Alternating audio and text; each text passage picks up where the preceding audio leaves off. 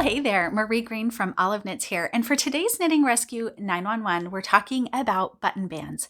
Have you ever picked up a button band and the stitches really spread out super far, or they draw in really tight and it's so narrow that it draws in your cardigan and makes it so it doesn't have a good fit? Well, if either one of those has happened to you, you're not alone. And the trick is in picking up your stitches. How many stitches you pick up is going to have an impact on how loose or tight your button band is going to be. Now, I teach an entire workshop about this called Pickup Artist, but I want to give you the quick and dirty method, which is just to pay attention to how many stitches you're picking up and to remember that knitting stitches are not square. So when you're picking up stitches along a button band, they are perpendicular to the stitches that you have in the rows of the body. So the body is going this way and the button band is going this way. And because of that, you actually have to pick up fewer stitches along this button band edge in order to compensate for stitches being short and wide.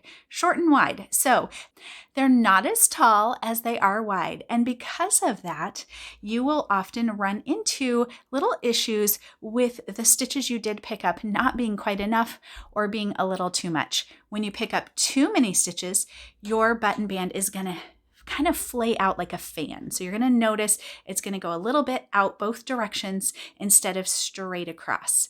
If you've experienced that in your button band, it means you picked up too many stitches. If it pulls in very narrowly and it feels kind of tight and it almost makes the front of your sweater smaller than it should be, that means you didn't pick up enough stitches. Now, a general rule of thumb is to pick up about 3 of every 4 to kind of compensate for the difference in width and height of stitches. Another thing to keep in mind is that the tension of your button band, so the size of needle you use and how tight you work it and how tightly you bind off, all will come into play to create either the button band of your dreams or a button band that really kind of wrecks the look of your sweater. You'll notice on this example, here's how the stitches looked before I picked up, and here's how it looks in this texture. Now you can see, look how much more space we have up above here than we have here.